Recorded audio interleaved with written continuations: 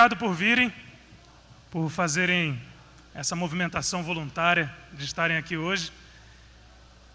Eu queria falar um pouquinho sobre protetores de executáveis. E tem um motivo, né? Na realidade, ultimamente é uma coisa que mais tem tirado meus poucos cabelos, porque quando é necessário, né, quando você enfrenta um alvo, né, um executável que você precisa analisar e ele está protegido, é sempre uma seara, assim. Pelo menos para mim, né, que sou meio burro mesmo, assim, porque é difícil entender como eles funcionam, né? E os caras que fazem isso, eles estão preparados para... Eles sabem que alguém vai tentar analisar o código deles, né, fazer uma engenharia reversa, esse é o tema da palestra. Então, normalmente são pessoas preparadas para evitar que isso aconteça. Sendo assim, quem sou eu para conseguir bypassar? Mas eu coloquei algumas técnicas assim, de um bypass básico. Enfim, nós vamos conversar sobre. Então, a ideia são esses protetores de arquivos executáveis. Se eu falar XE, vai ficar difícil, né? De arquivos executáveis. Bom, aí eu preparei aqui uma pequena agenda. Esse é um teste de idade. Se a sua agenda é essa, você está em outra época, né? Primeiro eu vou falar sobre um binário PE, que são os executáveis de Windows. O binário PE puro, eu chamei de puro assim. Depois, uma introdução sobre o que é um packer. Talvez muitos de vocês já conheçam e lutem com eles também, assim como eu. Mas mesmo assim, para quem não conhece, é importante a gente fazer uma introdução de como o que é um packer. E depois eu entro no assunto em si, de protectors, né? E aí tem aí uma coisinha que eu coloquei aí, né? Protectors são mais difíceis, né? Maiores que packers, o negócio fica mais complicado ainda. E depois, algumas dicas, algumas coisas que eu faço em relação ao estudo dos protectors, né? De como eles funcionam, para a gente tentar conseguir alguma coisa que seja, porque eles existem, eles protegem, mas nem todo mundo que os usa sabe como usar, graças a Deus, né? Agora, né, eu vou falar aqui justamente os mole que a negada dá e não protege as coisas legais. Eu conheço você, velho. Eu já vi um aqui que vai passar a fazer o lance, né? Mas a maioria da galera do mal hoje está na palestra do Nelson Brito ali agora, né? Do T50, o bagulho lá. Então aqui eu sei que tem a galera do bem. Então não vai ter tanto problema assim. Então eu coloquei uma imagem aí, e acreditem, eu fiquei até 5 horas da manhã só para fazer essa porra esses shapes do PowerPoint e essa seta. A coisa mais difícil de fazer no PowerPoint é essa seta. Tenta hoje. Eu coloquei uma estrutura do que seria um binário PE, né? Então ele começa, né, com esses cabeçalhos e tal. Tem um cabeçalho, uma assinatura PE, é uma estrutura de como é um binário PE por dentro. Tem em um monte de lugar, a Wikipedia tem essa imagem aí muito melhor do que esse azulado. Mas começa com um cabeçalho, aí tem uma assinatura PE, depois tem um outro cabeçalho chamado de COF, depois tem um cabeçalho opcional que é obrigatório, mas isso é coisa da Microsoft, você releva, né? Porque no cabeçalho opcional tem um campo importante que a gente chama de entry point, que tem até um bullet ali explicando, né? O campo entry point no cabeçalho opcional aponta para a primeira instrução a ser executada no programa, que está em alguma das seções, beleza? Tem casos onde ela não é a primeira, mas num binário PE puro, do bem, da paz, ela é a primeira. Bom, como é que ele seria opcional, né, se ele aponta para o bagulho que vai executar? É que tem uma explicação aí, mas eu não sei. Aí, o que acontece com o binário PE puro? Se você desassemblar, ou seja, olhar o conteúdo dele, ele tem uma tripa de bytes lá, uma do lado do outro. Obrigado aí pela participação. Você vai ver o código já direto, né? O disassembly faz o quê? Ele entra, lê os bytes lá, faz uma comparação com uma tabelinha que ele tem de quais são as instruções que esse binário está colocando ali em prática para executar, e já te dá o que elas significam, né? Beleza. Você já tem o código do programa, basta saber ler assembly, né, e conhecer as funções do Windows em geral, que ele chama, ou se ele chamar de alguma outra biblioteca, você saber questões de calling convention, que são assim, como é que as funções são chamadas, né? Depende da linguagem que ele foi implementado, do compilador e tudo mais. Tem um monte de coisa. Mas conhecendo isso, o código está para você, você já vê o código do programa. Claro, em assembly, em outra linguagem, mas você vê o que ele vai fazer, né? Não tem... Isso seria um binário puro, sem proteção. E se você ainda, além de desassemblar, debugar, né, que é um desassembler mais um debugger, que você consegue colocar breakpoints, os pontos de parada, para o código ir executando linha a linha, ou quantas linhas você quiser, quantas instruções você quiser. Linha não, né? Instruções. Você entende praticamente tudo pelo programa, que o programa está fazendo, né? Você só precisa saber, ler assembly, ler a Windows, no caso se for um binário de Windows, entender como ele chama essas DLLs de Windows e para que servem as funções. Se você não souber, você usa o Google, funciona de boa. E você precisa de um final de semana sem relacionamentos interpessoais, né, para poder terminar isso. Bom, aí funciona mais ou menos assim, né? O que tem dentro de um... Aqui eu coloquei um exemplo de uma função que está dentro de um binário, beleza?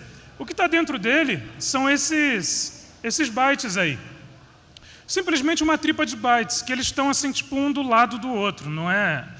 Aí já está pulando linha, porque esse programa que está fazendo isso já está interpretando. Mas os bytes estão numa tripa, né, numa sequência.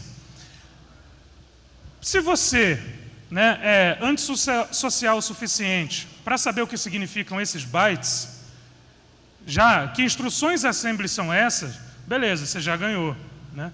Mas os disassemblers normalmente te dão uma interpretação, né? Ele tem uma tabelinha lá, um banco de dados, e ele fala lá, porra, 6A30 significa a instrução assembly push 30, que coloca o valor 30 em hexa na pilha de memória. Você fala assim, porra, legal. Né, o cara já está te dando uma ajuda. Porque assim, né, você precisaria ler os bytes mesmo e, sei lá, consultar no manual da Intel. Mas alguém já fez isso para você e você lê ali o bagulho. Então você já tem o código. Você sabe que nesse momento, o que o programa está fazendo? Colocando o valor 30 na pilha de memória. Depois coloca 2 endereços ali, depois faz um monte de outras coisas. Só que os disassemblers e debuggers, eles vão além disso, né? Além de te dar esses caguetes aí, eles vão lá nesses endereços aí, nesses 30, 40, 21, 29, eles vão lá dentro, né? E veem o que tem lá e já te cagueta ali, né? Para você não ficar tendo que fazer isso na mão. E já coloca umas coisinhas aí, né? Ele fala, ó, lá dentro do... Esse 30 aqui, para essa função MessageBox, significa o primeiro parâmetro dela, aliás, é o último, né? Um parâmetro dela, que é MBOK e tal. São basicamente os ícones que vão aparecer na MessageBox do Windows. Sabe aquele PAN? Eu sei que você sabe, né? Beleza, aí tem o título, nesse endereço aqui tem a string do título, nesse endereço tem a string do texto em si, quem é o dono da janela. Beleza, e depois tem uma call aqui que se você não tivesse essa parte aqui, você ia ter que ver o que tem nesse endereço para saber que lá tem uma chamada MessageBox. Mas isso aqui é uma screenshot do OLDBG, né? Do OLDebugger. Ele já vai lá, vê isso e coloca aqui para você. Gente, na boa, sabendo que um programa chama essas funções do Windows, né? Passando argumentos e tudo, fica difícil entender o que ele está fazendo aqui? Fala a verdade para mim. Abra seu coração. Não, né? É muito simples. Ele está passando isso daqui, quando chegar esse MessageBox, vai fazer aquele pan, né? Uma mensagenzinha. Então, assim, a engenharia reversa em si, é claro que para chegar aqui, talvez você tenha que conhecer outras coisas e tal. Só que fica fácil. Aí entra uma ideia de packer, né? O que é um packer? Tem uma confusão, que eu estava até conversando com um amigo ontem, que não é tipo assim, packer e protector, né? O protector serve para proteger. Essa é a ideia, né? Por isso esse nome tão criativo. O packer serve para comprimir, né? PK. PK é bom, né? A gente faz os verbos. Então, assim, ele é um compressor de executáveis. Fala assim, porra, compressor que eu lembro é tipo zip, RAR, né? É tipo isso, né? Só que utilizam outros algoritmos de compressão. E, em geral, esse tipo de packer que faz a compressão, quer dizer, packer tem que fazer a compressão mesmo, eles são chamados de SFX, que é esse Self-Extracting Module, né?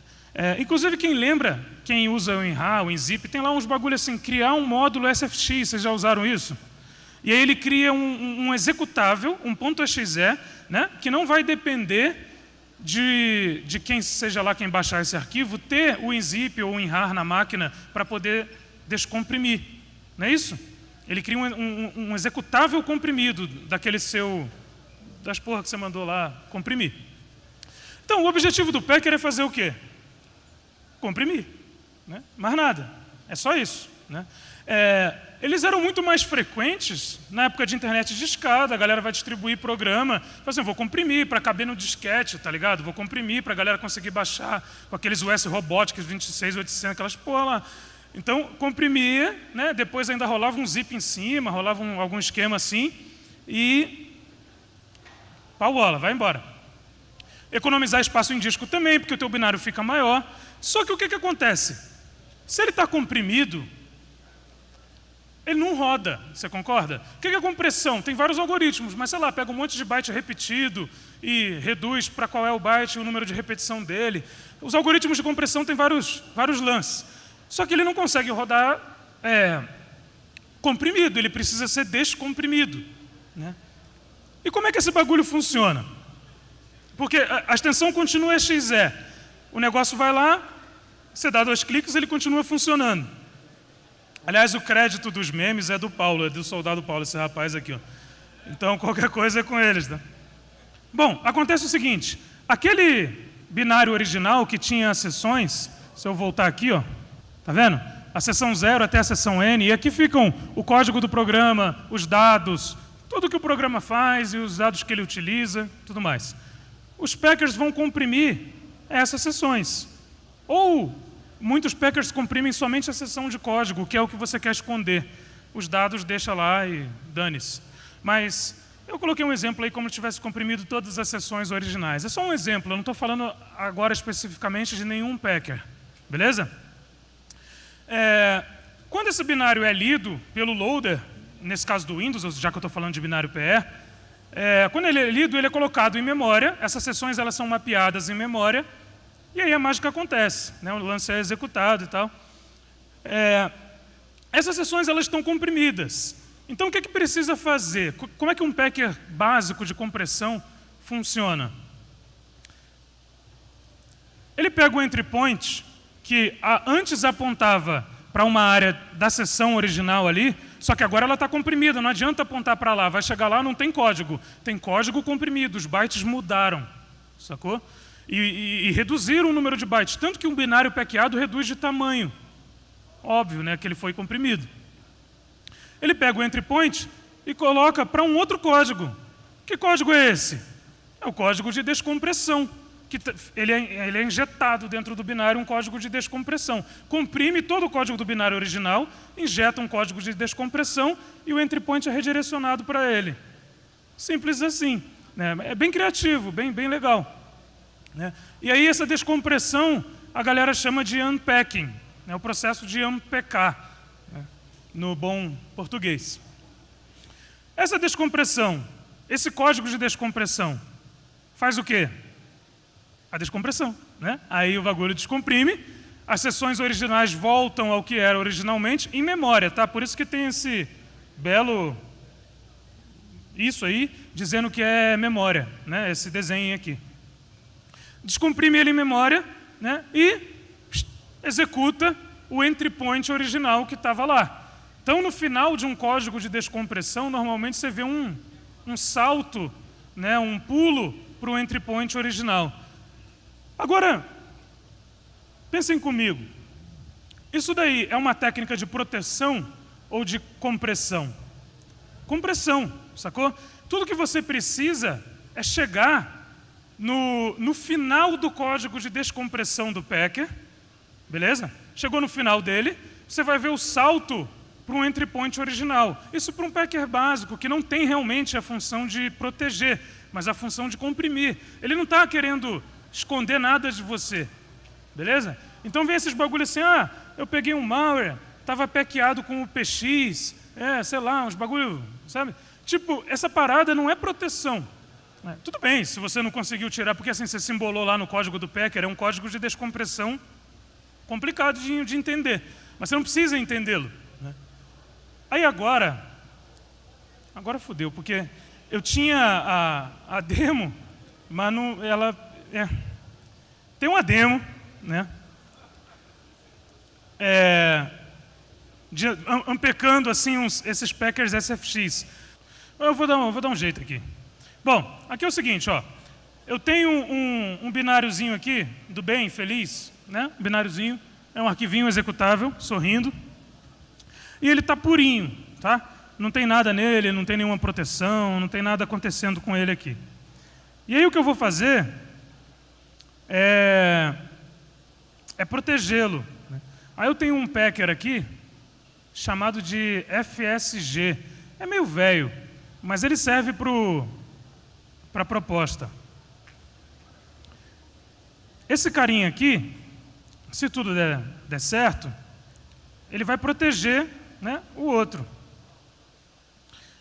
Se você olhar, você não vai olhar, né, porque você não consegue ver, mas esse carinha aqui ele tem 12 kilobytes, já é bem pequenininho. Vou fazer uma cópia dele aqui por segurança, que a gente faz backup. E vou pedir para esse FSG comprimi-lo. O FSG disse que comprimiu, e o FSG é ótimo, que ele fala quanto ele comprimiu, o novo tamanho e some. Aí você não consegue ver o que aconteceu. Mas ele comprimiu esse binário aqui para 4 kilobytes, se eu não me engano. 4.8. Então, assim, um binário que tinha 12, agora tem 4. Né? Foi reduzido, ficou com 1/3 do tamanho. O original está aqui, ele funciona bonito. Né? E o outro está aqui, funciona bonito também. Porque nesse meio tempo, né, nesses 2 cliques aí que eu dei, ele já fez todo aquele lance de descomprimir em memória, jogar para o entry point original e rodar, sacou? Essa é a pegada. Mas se você olhar, ó, se eu olhar esse cara aqui num debugger, e agora eu vou conseguir fazer com que vocês vejam, porque a gente tem a opção do tamanho da fonte, que salva. Se a gente olhar o código dele num debugger, a gente vai ver que tem... você simplesmente lê, beleza? Então tem o código do programa aqui, né? Ele faz aquilo ali, chama getModelHandle, chama findWindow, beleza, já está no código dele. Lindo. Se eu abrir o que está packeado, que é só esse crack.me aqui, ó, olha a merda. E o que acontece? Apesar de ser não é nenhuma proteção, é só um código de compressão, né? Mas para a galera que está começando engenharia reversa, já fudeu, né? Porque o cara está lá, tipo, DB, o que eu faço com isso?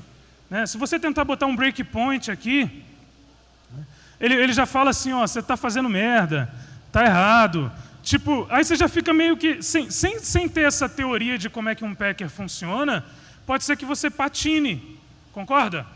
Ou não? Assim, não, eu sou foda, eu entendo tudo. Beleza, né? Pode ser que você patine. Mas tem maneiras, né? Com essa teoria de como um packer funciona, você consegue fazer uma aplicação de como tirar esse bagulho. Porque você sabe que em algum momento ele vai ter que parar no entry point original. Naquele momento você consegue parar lá, beleza? E aí você vai estar diante do código original, depois de ser descomprimido. E como é que isso funciona em geral? Vou contar para você. Ó, aquele crack.me, ele tinha várias seções. Elas foram todas comprimidas numa única seçãozinha, que é essa aqui, ó, que não tem nem nome, porque o packer tirou o nome da seção. Para quem não lembra, nome de seção é um bagulho completamente opcional e ignorado pelo loader. Então, o nome que você chama a seção, porque você fala assim, no ponto text tem código. Deveria ter, mas no ponto text pode ter nudes, tá ligado? Não necessariamente tem código, pode ter qualquer coisa. O nome, dane-se. Mas tem umas técnicazinhas aqui, né? Por exemplo, a técnica de você colocar um breakpoint que é basicamente ver o primeiro byte dela e botar um breakpoint aqui, ó. E os tipos de breakpoint, tem vários tipos, né, que vocês não estão vendo por causa do tamanho da tela. Mas tem um breakpoint tradicional de software, né, que em geral é com a int3, com o D2, com algumas instruções específicas. E tem breakpoint de memória, breakpoint de hardware, tem uns bagulho. No caso do hardware, a gente tem 3 níveis de breakpoint, 3 opções, né? Parar quando aquele byte tiver sido acessado, lido, tiver sido escrito, quando alguém tentar escrever naquela sessão. Porque só, deixa eu explicar para vocês um lance. Você está vendo que a sessão está toda zerada? Essa sessão aí era a original do programa. Os bytes vão ser descomprimidos e escritos nela. Então, se eu colocar um breakpoint para que o programa pare quando alguém escrever nessa sessão, eu vou ver o código do unpacker, da descompressão, escrevendo byte por byte ali. Mas eu não quero nem saber, tá ligado? Eu quero, depois que ele descomprima tudo, eu quero que ele pare quando for executar, né? E no hardware breakpoint, um breakpoint de processador mesmo e tal, já tem essa opção, né? Um breakpoint quando executa. Tem aqui a opçãozinha write, que é a última, no OLDBG, que a resolução não vai rolar, mas você deu um OK aqui, ele botou aquele 0 de vermelhinho, e ele vai falar o seguinte: quando aquele 0 for executado, ele vai ser escrito, né, porque vai ser colocado um byte ali descomprimido. Tá? E quando ele for executado, eu vou parar. Aí eu vou dar o play, com o cu na mão, porque eu tinha preparado tudo isso e agora, né? E ele parou. Parou. Aqui embaixo, nem eu estou vendo, mas ele está dizendo assim: hardware breakpoint foi atingido, ele parou. Tem alguém executando essa instrução. Só que, porra, que instrução é essa? DB-B6. Não sei. No caso do OLE, dá para forçar uma análise. Fala assim: olha, ó, você estava meio zoado realmente, porque o packet estava tudo comprimido, você não conseguiu analisar. Mas agora, tenta de novo, que é o Ctrl A. Aí você faz o Ctrl A, ó, olha a coisa acontecendo. Você dá o Ctrl A no endereço onde ele parou, que era aquele 6A, e ele faz a análise inteira para você. Ou seja, você chegou no código original do programa, né, bypassando toda essa compressão do packer. Se você quiser estudar o algoritmo de compressão, você coloca um breakpoint na hora que ele escreve, e aí você entende como o algoritmo de compressão funciona. Para fins de análise, não tem nenhuma vantagem, né? A não ser que você realmente queira dedicar um fim de semana nisso. Bom, até aí beleza. Aí o que acontece? Nesse momento aqui, você já está no código original do programa, acabou. O código do packer já passou, você faz a análise que você quiser, né? Você pode dumpar isso daqui, ou seja, o que é dumpar? Dumpar é, né, em brasileiro, assim, né? É dumper. Você faz um bagulho, você copia tudo que está na memória daí para o disco, né, e depois reconstrói um binário. Aí, assim, tem muita coisa que não dá para falar aqui, que precisa ser feita, para o binário ficar bonito de novo, e você tem ele unpackado para sempre. E aí você guarda para você com muito amor. Ou você já faz a análise aqui. Beleza. Só que tudo isso foi para dizer que nem tudo é assim tão fácil. Né? A compressão não tem a intenção de proteger. Aí vem os corno aqui, os protectors. Eu botei assim, né? Eu estou definindo assim, né? Tirei do... Enfim. Conceito genérico que pode englobar também crypters, packers, virtualizers. Né? Isso fica muito legal em inglês. E aí, o crypter, né? O que ele faria? Ao invés de comprimir... Porque assim, se você comprime os bytes originais da sessão, né, e coloca um código para descomprimir, você poderia também encriptar os bytes originais da sessão e colocar um código para desencriptar. Você vai ganhar vantagem no tamanho? Provavelmente não. Mas você vai ganhar qual vantagem? Você fudeu a vida do amiguinho que vai analisar. Porque agora não é mais descompressão, é de criptografia. E se essa chave tiver, você esconde a chave, enfim, aí você zoa o bagulho todo. E é o que essa galera faz, né? Aí tem um outro, para piorar, tem o virtualizer, que faz o quê? Virtualiza, olha que legal. Mas o que é isso? Aquela instrução 6A30, lembra que faz um push 30? Ele é um push 30 para processadores Intel. Né? Se for um processador Motorola, ARM, outro bagulho, não é outra coisa ou não é nada.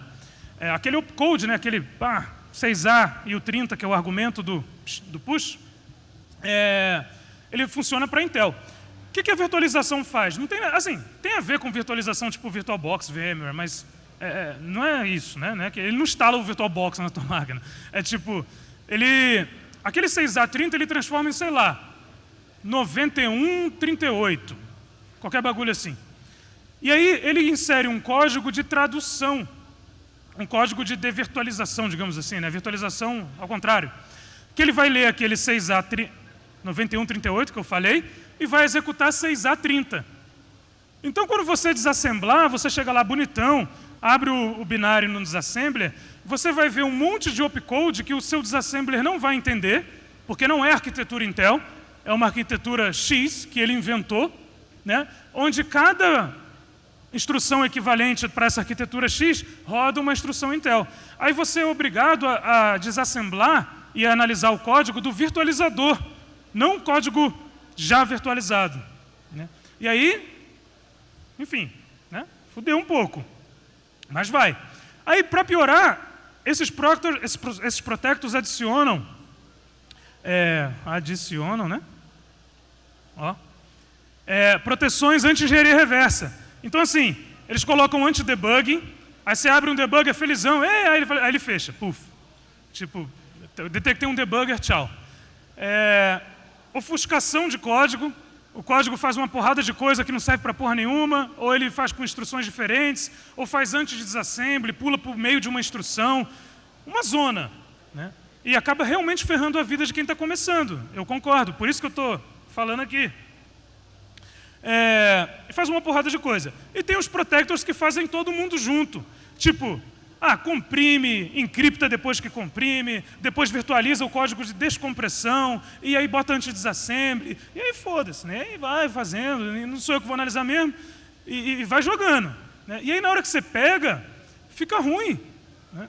Aí eu vou mostrar, tem uma outra característica de packers aqui, que é a mutação. Não dá para parar aí, né? A galera inventa mais coisa. Aí a mutação substitui as instruções por outras que fazem o mesmo efeito. Por exemplo, aqui, né, aqui está com um bagulho cinza aí, é um salto, e do lado direito que está com bagulho cinza é o mesmo salto. Só que se você não souber assembly direito e nem essas técnicas direito, você acha que ele está colocando um valor, né, na memória, na pilha de memória, e depois retornando, olhando para o bloco da direita. Realmente ele está fazendo isso, mas o efeito disso é um efeito de um salto. Beleza? Aí por que não vai dar tempo, que a galera já está, né? Como eu falei, a virtualização substitui os bytes dos códigos de máquinas, opcode, argumento, instruções, por códigos que só fazem sentido para a máquina virtual dele. Aí, velho, né, não vai rolar outra demo aqui, mas tinha outra demo, que é o seguinte, esse packer aí, o VM Protect, é um que eu estou trabalhando arduamente, porque eu estou analisando um binário que está justamente packeado com ele, né? Eu chamo de packer, mas na verdade ele é um protector. Está no nome, inclusive. Se vocês olharem lá depois, vmpsoft.com, vocês dão uma lida, dá para baixar o demo, aí vocês fazem um binário e protegem ele com esse binário e depois abrem no debugger, né? Vamos ver quantos cabelos sobram. O bagulho é louco, é louco, é louco. Porque o que ele faz? Ele virtualiza. Quando você roda ele, você precisa escolher quais funções você quer virtualizar. Aí ele tem três opções, né? Uma é fazer a mutação, de trocar instruções por equivalentes, que já ferra a tua vida. A outra é fazer a virtualização, que ferra mais ainda. E ele tem uma outra opção, que é chamada de ultra foda-se, assim, que ele faz os dois. Ele faz a mutação e a virtualização em cima. Aí fica lindo. Aí, para, né, melhorar, para cada função que você escolhe e você manda ele fazer isso, ele usa um algoritmo de virtualização diferente.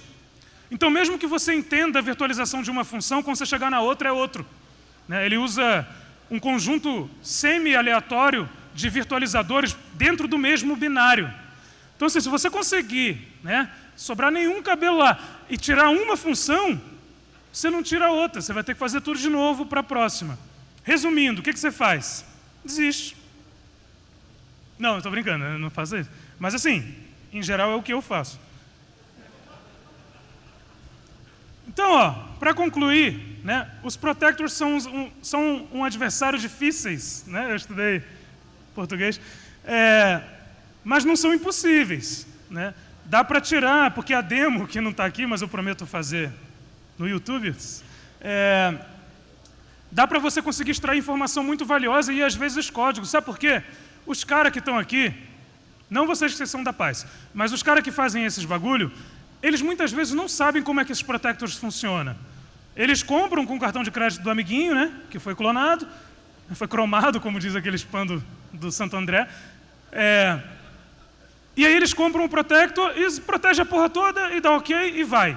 Aí eles largam várias funções não protegidas, que quando você dumpa para o disco e desassembla de novo, você pega o código. Era isso que aquela demo do bebezinho estava, né, para acontecer. Então, assim, não é impossível. Se o cara realmente manjar de protector e usar um protector, aí acabou. Porque tem uns protectors que são muito loucos mesmo. Um outro ponto é um estudo intenso da estrutura do PE. Isso eu falo, quando eu falo de engenharia reversa, quando eu dou aula e tal, que a galera quer fazer o bagulho, né, acontecer. Eu quero craquear o joguinho, o mu. E foda-se a estrutura do PE, né? Não sabe 1 byte, 2 bytes, multiplica, sabe, 9 mais 1 em hexa dá 10. O maluco está viajando no plantão. Mas ele quer fazer o mu. Isso vai dar ruim. Então, assim, para conseguir fazer esse bagulho, tem que estudar a estrutura legal, né? E lá no Mente Binária, inclusive, tem o Leandro que está ali. 5 minutos? Que legal, já era 5. O Leandro ali, ele fez uma porrada de artigos sobre a estrutura de PE, que está lá no Mente Binária. Maneiro pra caralho, para quem está começando a ler, né? Ver essa estrutura, entender como ele funciona por dentro. A maioria dos malware, isso aqui não é erro de português não, é porque malware é assim mesmo, nem tem proteção. A maioria. Porque se você protege ele pra caralho, os antivírus pegam. Né? Viu aí, criadores de vírus? Se vocês protegerem, vai pegar. Deixa desprotegido, a casa agradece. Mas os que têm proteção, quando tem, às vezes é muito difícil arrancar, né? E na demo eu estava com um aqui de caixa eletrônico. O bagulho é doido, hein? O cara fez um malwarezinho que roda dentro do caixa eletrônico, faz cuspir dinheiro e usou o VM Protect, que ele não é besta nem nada, né? E o bagulho ficou sério aqui. A gente está numa luta, num relacionamento sério à noite. E pode dar muito trabalho, beleza? Para terminar, eu queria dizer o seguinte: nem tudo está perdido. Por quê? É possível arrancar alguma coisa deles, né? E a gente tem um projeto aqui, vou fazer o jabá porque é de graça, é um curso de engenharia reversa online que foi lançado hoje, já tem a primeira aula no papobinario.com.br. A gente fez um esquema aqui justamente para ajudar quem está começando. O nosso foco é quem está começando. Quem já sabe essa porra toda, beleza, vai beber ali fora. Mas quem está começando no esquema, isso pode ser difícil, porque você abre o debug, o bagulho está packeado, não sei nem que porra é essa de packer, o bagulho está virtualizado, eu também não sei que porra é essa, entendeu? Aí acaba desestimulando, e a gente não quer isso. Só que para a gente conseguir fazer a porra do curso de graça, né, a gente precisa da ajuda de vocês. Se vocês quiserem, claro. Se não quiser, né, pode... Né, não precisa querer, mas precisa. Aí... Eu tô com mais de meses. Moleque. Ó, isso aqui é o aluno reclamando. Ó. Mais de meses. Eu tô começando a estudar engenharia reversa agora, eu não sei tirar essa proteção, pô. Eu posso até te ajudar, aliás, eu vou te ajudar, entendeu? Eu quero te ajudar, agora você tem que me ajudar a te ajudar. Soldado Paulo, quem quer rir, tem que fazer rir. Entendeu aí, Pantoja? Entendeu? Tem que fazer rir. Entendi, sargento. Permissão para me retirar, sargento. O lance é o seguinte, a gente lançou uma campanha de crowdfunding para rir, e a gente tem toda essa galera apoiando a gente aí. A ideia e tem vários apoiadores aqui, essas bolotinhas aqui, quem botou a cara, tá ali, quem não botou a cara tem a inicial. Uma galera ajudou, né? Pegou, doou, falou, vamos embora fazer, e a gente colocou o curso de engenharia reversa gratuito nesse Papo Binário, e a gente está fazendo, já foi a primeira aula hoje. Eu espero que vocês assistam, apoiem, se não puder apoiar também, só assiste, foda-se, mas é para vocês. Toda essa galera aí está entregando um negócio para vocês. Tem empresas, tem gente individual, né? Pessoa física, e é isso que eu queria falar para vocês hoje. Muito obrigado.